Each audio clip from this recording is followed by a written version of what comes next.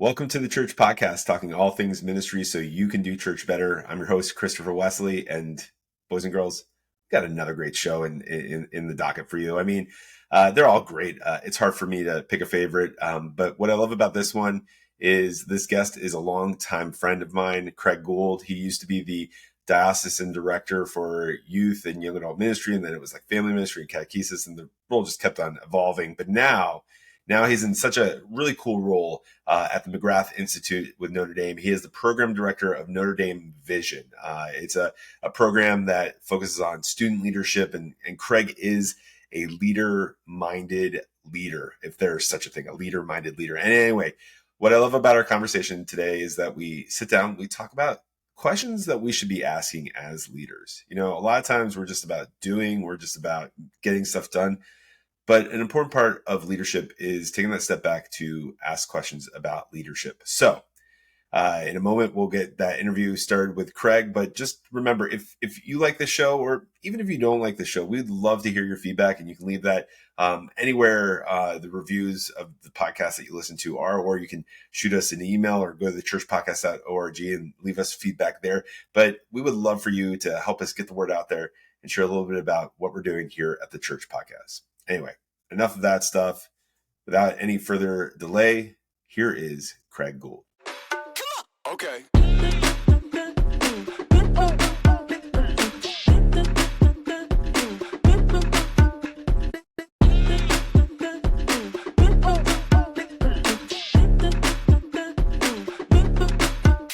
Craig, welcome to the Church Podcast. Yeah, thanks. Good to be here, Chris. I'm so glad you could join me.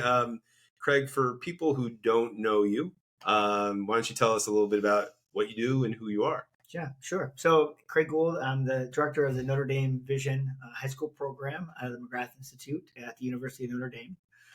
Before that, diocesan director, parish youth ministry, just a lot of different spaces and places, but kind of always circled around ministry, particularly with youth and young adults.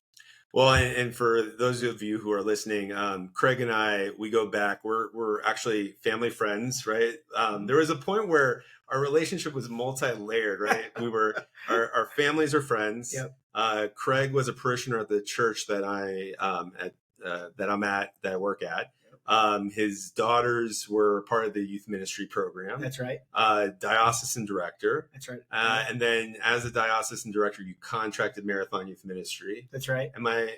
Yeah. And then you were a confirmation sponsor. I was a volunteer in a volunteer. And then at one point, my wife worked for you. You were my wife's boss. Right.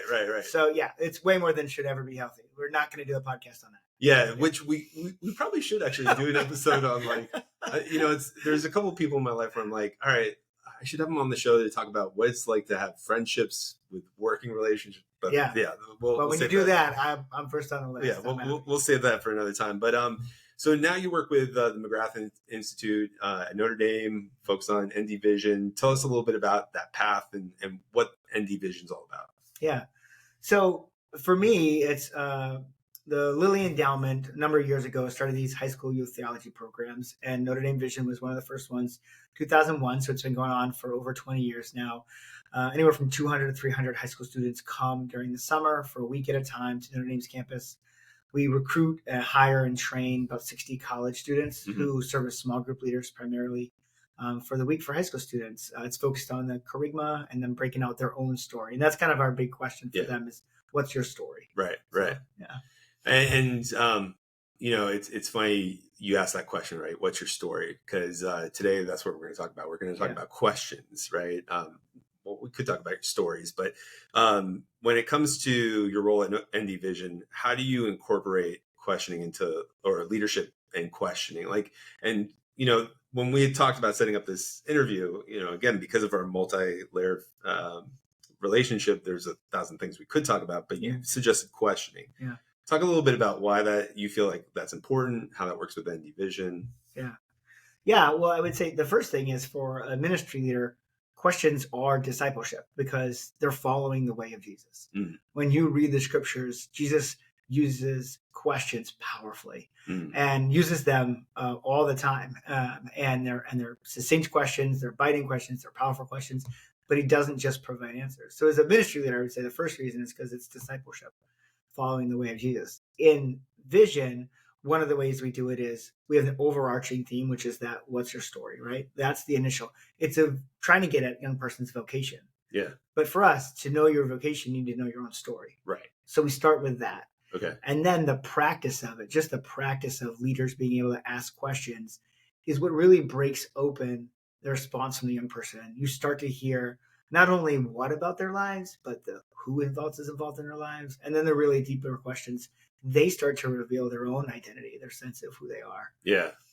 Now, you had mentioned, though, like, you don't feel like leaders ask enough questions. They do not. Right.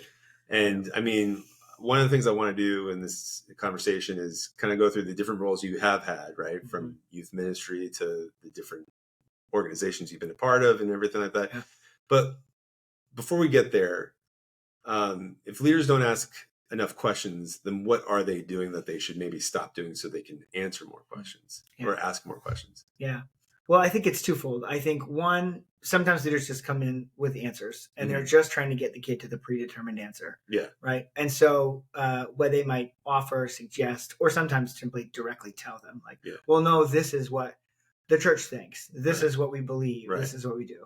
In and of themselves might be true things, but they're not leading a young person to discover their own discipleship or their own story and how they follow Jesus. The second thing that they do is they don't actually prioritize knowing the young person. And when you actually prioritize knowing a person, and this is what the scriptures and Jesus' interactions with people do, is Jesus prioritized knowing the person in front of them. Yeah. When a leader doesn't do that, when they're just solely interested in discovering what catechetical point they want to get to, they totally miss the person in front of them. And so the idea of asking questions becomes mute because you're not actually really interested in the person in front of you. Well, I can imagine, like, the reason you don't want to ask questions or you don't ask questions is because, one, I remember, especially when I started out in ministry, I was only a couple of years off from some of the high school students. So it's kind of like you could relate, right? Yeah. You're like, what? I know your pain a little bit, even though I'm a couple of years removed. Yeah. So there's a part of that, right? And then there's also the fact of, there's that phrase, right? You can be right and wrong at the same time, and I think there's so much of us where we see so many people leaving the faith, so many people living immoral lives, and so forth, that we just want them to know the truth right away. Yeah. But the path is not the answers, it's the questions. That's right. And, there's certainly goodness. And I think every ministry leader, even when they're leading with answers, is coming at it well-intentioned, trying to bring a young person into closer relationship with Jesus and the faith and their church. It's where it comes from. The irony, though, is that actually won't produce what you want. Right? Okay. Coming at it with answers and not questions actually won't lead a young person to deeper conversion. Yeah. Yeah. So take us back to like your own discovery of questions, right? Yeah. Like, so, you started out in ministry. Yeah. And you knew it all, right? I was so wise. It's funny that I've just gotten dumber as I've gone along. But no, the earliest days for me, my actually earliest formation was through the organization Young Life, right? And so a lot of relational ministry. And the guy who modeled this for me, every time we would gather to talk about the ministry we were doing, he would start by saying, who are your people and how are they doing? It wasn't a lesson. It wasn't an insight he wanted to share. It was, who are your people and how are they doing? Now, tell us a little bit more what he meant by that. Like, he meant who are you ministering to? Okay. Who are the people who you're really pouring yourself into? You're building a relationship with, you're discipling, you're praying with, praying for, right? And then how are they doing? What's going on in their lives? What's changed? How are they growing? How are they struggling? And that was a modeling to me of asking questions. Okay. He began with a question. Now, was there ever a point where like you'd respond to that and he's like, is that your own thought or is that what you're discovering? Yeah. So what he would often try to drill down to us was he wanted to know, okay, how are you knowing that? Like, how did you get to know that? Were you sitting in small group? Were you hanging out together and they were just talking about it? You guys playing basketball together, right? So there was a conversation about like, how were you interfacing and interacting? And again, I come back to, there's this understanding in Jesus's approach to people that he was interested in not just them giving answers, but he was interested in the way they were responding and hearing that prompted the relationship, not just the answer. Yeah, and the verse that comes to mind is where Jesus is talking to the disciples and says, who do they say I am, or who do you say that I am?" And they're Yeah. like, "Oh, people say John the Baptist, other Elijah," and he's like, "No, no, Right. no. Who do you say that I am?" Yeah. And it's like, and that is powerful because it's like not what do you know, but like what do you believe? That's right. And the most uh, the question Jesus poses the most is, "What do you want me to do for you?" Mm, That's Jesus's most often posed. And of course, he begins with questions: "Who do you seek?" Right? right. Then you get at the end of the gospel, Mary Magdalene, right? Like, who are you looking for? Right? Like, you get these really powerful questions that Jesus asks because he's at an after relationship, Mm. and not just the right answer. So you had this one leader who was asking you these questions and sort of, kind of cultivating that mindset and everything. How have you seen that evolved over the different positions that you've held, as well as, where you are today? Yeah, it's difficult because oftentimes, especially when you're talking about formation in leadership, either as a parish youth minister like I was, and I'm forming volunteers, or a diocesan director who's trying to help form parish leaders, oftentimes people want, just give me the manual, give me the program, give me the right. Right. And actually, how you ask good questions is you have to be with people who model that, right? Yeah. There's really not a great training program for how do you ask better questions, right? Now there are some books on it, Yeah. But the model of how you actually do it in a small group setting, for instance, you have to sit with somebody who you have to watch them do it and ask questions. Yeah. But I did always put it in front of, especially as a parish youth ministry leader, put it in front of my volunteers and said, I want your goal in this small group to only ask questions. If you could go this whole 45 minutes and never say a single sentence, everything is a question. Yeah. No declarative statement, right? That's the goal. Yeah. So as a leader trying to create this culture of asking questions, how do you help people overcome that urgency, right? That urgency of like, all right, that's great. Like, yes, I know I should ask these questions, but they need to know how to say the Hail Mary. They need to know, like, what the significance of this sacrament is, right? So how do you help them, like, kind of like cool down and take that step back? Yeah, and it's a very fair question, and a lot of the institutional stuff asks us to be able to hit those markers of things, right? And again, quite fair. But the thing that I always try to remind folks is that they pick those things up through shared liturgy, through shared prayer, right? The sharing of our life is how you actually do discipleship. And so when you're in a specific contextual setting, like a small group or one-on-one with a young person, you're hanging out after youth ministry, everybody's hanging out, you're standing there, right? The power in that question will give you greater insight into that young person's heart than their ability to recite the rosary prayer, right? Yeah. And everybody knows that, but to practice it is really difficult. And I would say in this instance, this is where when you talk about virtue cultivation, cultivating humility is really essential in that whole process, because you have to be able to sit down and say, I don't know where this young person's at. I have to learn that. I want to grow with them. So I need to know about them. Ever looked down at your feet during Mass and thought, oh, my socks could be a little bit holier? Well, Sacrilegious is here to save the day and maybe a couple souls. I know, dad joke. But anyway, Sacrilegious makes Catholic clothing for those of us who take our faith seriously and for those of us that maybe don't take ourselves seriously enough. But it's the perfect blend. It's the perfect blend of humor and holiness seamlessly, with seriously punny shirts and socks and mugs and stickers and a whole bunch of different stuff so that you can just be like the coolest and holiest person on the block. Personally, I love the shirts that I have, but I'm a huge sock fan, especially of those St. Peter socks. They're classic rock. All right, enough of the puns. But anyway, you get what I'm saying. So run in your holy socks to sacrilegious.com and start just looking cooler and holier all at the same time. It's the perfect blend. All right, back to the show. It's interesting too, because it's not just about helping you get to know other people, but even how you strategically think about your ministry, right? And I don't know if you recall this, but when you were first in Baltimore and you were touring around the different churches, you came to where I was, right? And I think like either I said something or you said something, but it was a topic of innovation, right? And I think I was like, I want to be innovative. I think I have some of these innovative ideas. I just don't know how to get them off the ground. And I think the idea was something about bringing groups into homes. Mm-hmm. And I said that as if it was like this brand new idea. And you kind of look and say like, well, what makes you think that's new and innovative? And I couldn't at the time tell if it was your just New England sarcasm, like take me down a notch, or if it was like one of those things where like you were just helping me. But ultimately, whether it was an insult or not, you helped me come to the realization of that sometimes, right? Like the questions help us get outside of the box of our thinking, right? Yeah. And so I'm affirming you now several years later on that, but thanks for waiting on that. Hey, no problem. No problem. Hey, I'm making it public. Yeah, that's right. but I mean, like, you know, talk a little bit to that, not necessarily that situation, but like, you know, whether you are a youth minister, a diocesan director, you know, working for an organization like McGrath, like how you as a leader not only need to learn how to ask those questions, but have the patience, you know, that come along with asking those questions. Yeah, there's it's difficult, and it does require that patience and that long suffering of being with somebody.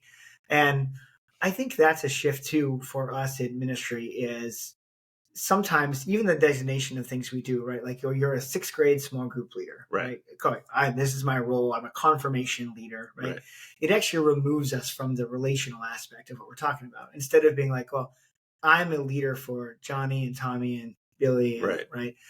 When you do that kind of shift, now you're in a long-term relationship of discipleship with a young person, right? And you're thinking about it in that way. So in that area, you're not constrained by, I'm only with these guys for 24 weeks and I'm only with them from September till May. And, right. So now if you're in a longer, you know, discipleship style relationship, you're thinking about the long-term relationship, and you can invest in the patience that questions will allow you to start to understand them and how they operate and what kind of discipleship they need.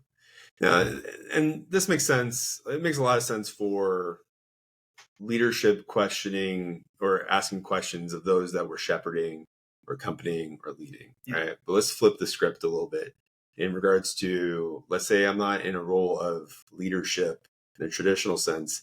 How does asking questions help in the relationship I have with people that supervise me or, you know? Yeah. There's, I think, when you're leading up, so to say, right? Or when you're in conversations with those who have leadership over you, one of the things you're always constantly trying to do is better understand each other and the outcomes. And I know when I was in leadership with folks and they'd ask me questions. One, as you mentioned before, it clarifies for me. Right. And then they're going to come in questions that I didn't consider. Right. And some of those would be things that, boy, we actually really need to solve that. Because if I rolled this thing out and I hadn't answered the question you just asked, there was going to be a problem. Right. So that type of leadership really, it's also how you demonstrate, I think, solid leadership is really good leaders allow those who they're leading to ask them good questions. And they invite it. Right. Because it's going to refine for the thing, not for my reputation, not for who created it. Because once you do that, it gets messy. It's no longer my thing. Now it's our thing. And our thing's a beautiful thing that can happen, but I can't put it on my resume. Well, and I think you're 100% right with the fact that if we want those we're leading to ask those questions, we have to model that and we have to invite that. And it is that is the tricky part, right? Like how many leaders do we know that say, oh, my door is always open? And the door might physically be open, but the attitude's not, right? Yeah. And so it is a question of like, well, how do we get through that? And I think leaders need to take the initiative with those they're supervising, with those who they're leaders to not just say, hey, my door is open. But I remember in grad school, I was talking to a guy who was a Protestant pastor, and he said to me when he hired folks, one of the things he always said was, what could you teach me that I don't know? That was one of his questions to those who he was going to hire, because he always wanted to be learning. Right. So as a leader, can you go into that person's office who you're supervising, who you're supposed to be leading, and say, hey, I'd like you to teach me. I saw you did this. Could you teach me that? Right? Being yourself open to, and that's going to lead to all kinds of questions, right? Then as a leader, you're demonstrating a level of ignorance, a level of, Brene Brown has built a career off of a vulnerability, right? Right. But like you are demonstrating that, and that's healthy. Well, and that's the challenge, right? It is that vulnerability because no one wants to feel like they're the dumbest person in the room, right? It's that imposter syndrome. Yeah. I mean, and I don't want to like necessarily put people in boxes, but the sense of when you're younger, right? There's this, I have to prove myself, right? I want to sit at the table with these leaders. Right. So what we're taught by society and by the world is it's what you know, right? And what you can prove. Sure. But what you're saying and what we discover in scripture is it's not necessarily that. It's almost like as a leader, no, I want people asking me these questions because I also want to know that they trust me and I trust them. Mm-hmm. And I think it was the pastor Andy Stanley of North Point Church. He was talking about leading up, and he said one of the best questions you can ask your pastor, your supervisor, is actually he broke it down into two: is how can I pray for you, and how can I serve you today? Mm. And and I think like that almost goes back to what you're saying with Jesus, right? Jesus is like, what do you want me to do, right? Yeah. And if we're going to be like Christ, even to our leaders, like, of course, there's things we have to do for our bosses, our managers, or our pastors, or supervisors, but to go to them and say, like, what can I do for you today is a question they probably don't hear often. Right. Yeah. That's right. No, I think it's very true. And, one of my favorite titles for the Pope is Servant of the Servants of God. Right. Yeah. And I think about that kind of dynamic where if the vision is that if the Pope's able to serve, let's say, the ecclesial bishops in the hierarchy, who's able to serve pastors and lay people who work with them, who are able to serve the laity at large, right? Mm-hmm. Then we're really building a culture of service. And, to your point about questions and being able to ask questions as a sign of leadership, we've got the story of Jesus. The only story we have of Jesus as an adolescent, right? It's him and the 12-year-old who gets lost. And it says the leaders were amazed by his questions, right? Mm-hmm. We've got this old rabbinical tradition. And this is where we can really learn from our Jewish brothers and sisters of the power of questions. The good rabbi asks the best questions, doesn't give the best answers. Yeah. And that's what we see in the rabbinical tradition. Jesus carries that forward in his own discipleship. And then hopefully the disciples, then modeling and living that out. And we're modeling our life on that. Yeah. And, it's almost a way for us to expand our perception on things, right? Because when you ask someone a question or even say the phrase, tell me more, right? You're saying like, tell me more. I'm going to just listen. I'm not going to come with a solution or fix the problem or anything like that. Just tell me more about that. Right. Yeah. And I've found whether it's as a, lay ecclesial minister, a consultant, a coach, or even a parent, right? When I say to someone like, expand on that, tell me more, right.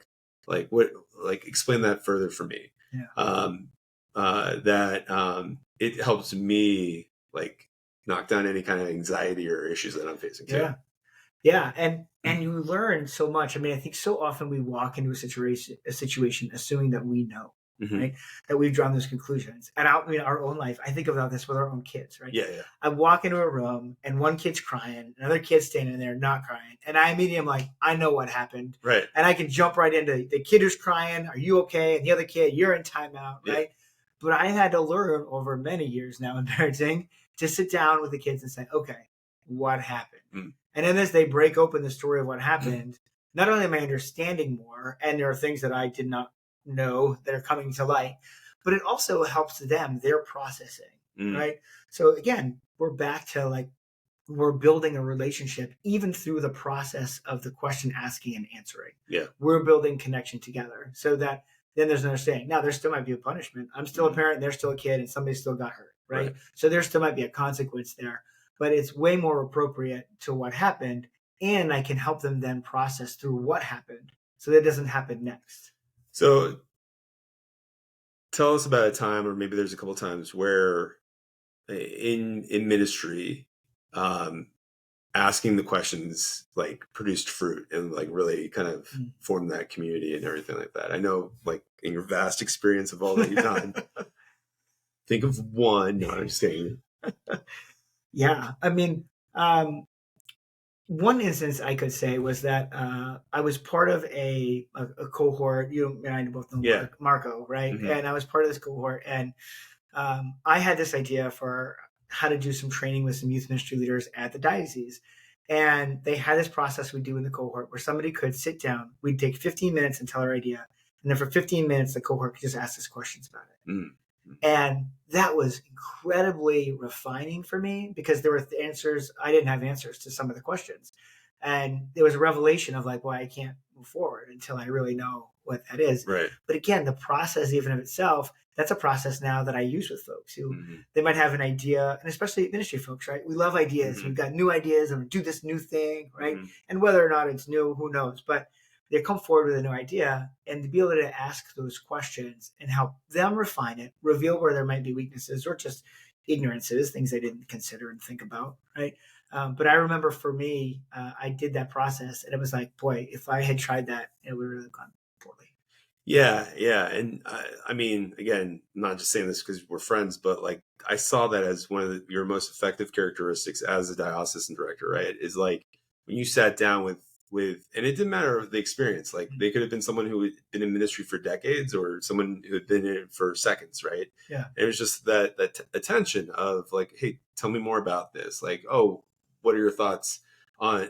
And you never really asked the question of like, what are your thoughts on this? Because that's interjecting an idea, right? That's a bad question. Yeah. But, more of like, expand on this or like, what's the other perspective or things along those lines. And I think especially in the position of a diocese, but I would say this is analogously true with anybody who's a parish youth ministry leader who's interfacing with volunteers and volunteer leaders, is trying to remember that person actually holds the expertise. So like when I go to your parish in your parish ministry context, you're the expert of those people and what's going on there. When I'm a parish youth ministry leader, that small group leader for those group of 5 or 6 girls or boys, right? They're the expert in those relationships. I'm not bringing in the expertise. Yeah. They're bringing the expertise. Yeah. Well, and that's so true, right? With people who work with young people, adults who work with young people, is when you ask the teens or treat them like they're the experts, all of a sudden they're like, oh, this person cares about me. That's right. Right. Yeah. Yeah. There's you're validating their own reality and what's going on in their lives. So you're not saying, well, as a 16-year-old in high school, this is how you should be a disciple. Right. You're saying, but like, okay, what's your reality and how are you living that out? Right. There are principles about following Jesus that, we want to imbue in our lives, but how that kid's going to do it. One kid who's sitting there, who's captain of the soccer team, who knows everybody in school, and that's kind of their existence. Okay. How are you going to live out your discipleship is much different from the kid who has social anxiety, is worried about being in front of people, and has a small group of pocket of trusted friends, right? Yeah. So like, what's your experience like? And how I help you live out your own discipleship in that space? And they're the expert in that space. Yeah. So, all right. We understand the importance of asking these questions and we know the fruits and everything like that. Do you feel like there are a couple of good questions if we're talking about establishing a relationship, whether it's with parents, teens, youth ministers, volunteers, whoever? Yeah. Do you feel like there are certain questions that are always good to start with if you don't know where to start? Yeah. I mean, partial, right? Because MD Vision, we use this question, and partly it's because it's a question I really love. But I think the question of what's your story opens up a world of responses for a young person. And anybody who you're ministering with, whether it be, I've used this question with adults, I've used it with, parents, to find out what their story is. And people are more than willing to tell you their story. Now, they might not go super in depth about it, right? That might take developed relationship. So that's one. The second thing I would say is I always pay attention to this. And a professor at Boston College in undergrad taught me this, that a powerful question is, what is the source of your pain? Now, you don't always phrase it like that, right? No, but I do think you're always paying attention, and you're always asking. Everybody in their lives is wrestling with some kind of hurt or scar or something that stays and lingers and becomes really primary to who they are and how they've developed their own sense of self, how they live and walk in the world, certainly their own discipleship, right? And many of those are a response to a scar, a hurt, a pain that they've suffered. And so I think whether or not you're asking it that directly, you are always asking the question, like, where does this person come from? How have they been hurt? And how are they trying to respond out of that hurt? Yeah, another way of looking at it reminds me of a question that I discovered from author Ryan Levesque. He has this marketing book called Ask. And he said, if you want to know your customer, so in this case, your mission field, ask them the question, what's the single biggest challenge you're facing right now? Mm. And Yeah. what you get from that is what kind of with your pain question, where's their focus, right? Yes. Where's all their attention, time, energy, money? And so we've incorporated that in different ways over the years. Like when families used to enroll in the confirmation, we asked parents, what's the single biggest challenge you're facing when it comes to raising your kids in faith, right? Yeah. And then, definitely always ask that of our clients, like, what's the single biggest challenge you're facing in your diocese, in your ministry? And you really ask people to get specific on that too. Yeah, and that's the thing. It requires a lot of questions. Always require good question follow up, right? Mm-hmm. So you are moving. There's a skill, and this is where the skill of asking questions comes in. Is that you are typically starting from a generally a larger question, right? What's a significant question that everybody can answer? It's large scale. Yeah. Even if you're doing that one-on-one, right? But then you're able to take from the responses, then the follow-up question, and then the next follow-up question. Yeah. You are moving people deeper and deeper into self-revelation and oftentimes self-discovery. I mean, it's amazing the amount of people who in their lives don't answer deep questions and don't get asked them. Yeah. And that's a place where the church can be really unique. I mean, the church should thrive on asking the deeper questions. Well, and I mean, like, summa theologia, Right? It's like, it's all about questions, right? It's like, really good questions. I mean, you think about, it's not just scripture, but church teaching and everything. And unfortunately, we just kind of lose that. We lose sight of that because I think, what are the enemies of questions, right? Desperation for direction, right? Mm-hmm. We want people to know the answers right away. Yeah. Fear of not seeming like the expert in the room, right? Anything else you would add to that? Or Well, I think the funny part is that we live in this kind of expert-driven culture, right? Where in some ways we're always wanting to defer to the experts, except when we want to become the expert. And right. like we were thinking about earlier, there was a question at the conference that we're at. It was like, how many of you have looked up WebMD and self-diagnosed, that question? So there's we always want to be the expert, but we are always looking for the expert opinion to have the expert answer. And that's just not always translatable into when you're talking about our own interpersonal lives and who we are and a sense of identity. But that wanting to be the expert, is also a barrier, right? Wanting to be able to one who sounds and simply give all the answer. Hey everyone, just wanted to take a moment to interrupt the show. I know you're having such a great time listening to our conversation, but I wanted to tell you about CP Plus. That's the Church Podcast Premium subscription. I know you're like, well, why do I need to subscribe and pay something for a subscription when I can get it for free? Well, one, you don't have to deal with ads like this. Two, we would love to send you the episode earlier. 3, you would get a discount with 4 Marks Printing, which are the people that make awesome shirts like this one. If you're not watching, but you're listening, just trust me, the shirt is totally cool. It's really awesome. You don't want to miss it. Plus, you get a free subscription to MYM Premium, Marathon Youth Ministries newsletter, where we deliver you resources for your team to help you grow. You support Ministry Training Resource, which is basically an organization that does research that helps us develop the profession of ministry. And you get some really cool producer credits. I mean, what's better than being a podcast producer? Absolutely nothing. So for $6.99 a month, I know it sounds like a lot, but instead of buying that cleaning gel for your car, yeah, I know it exists. Instead, sign up for this Church Podcast Plus, CP Plus. Just go to thechurchpodcast.org. Click on the show notes below. Anyway, back to the show. I know we could talk about this more, but we're going to start wrapping this up. Sure. And one thing I do with all of our guests is ask them these final 5 questions, right? Okay. So in theme with, questions. Yeah, let's do it. All right.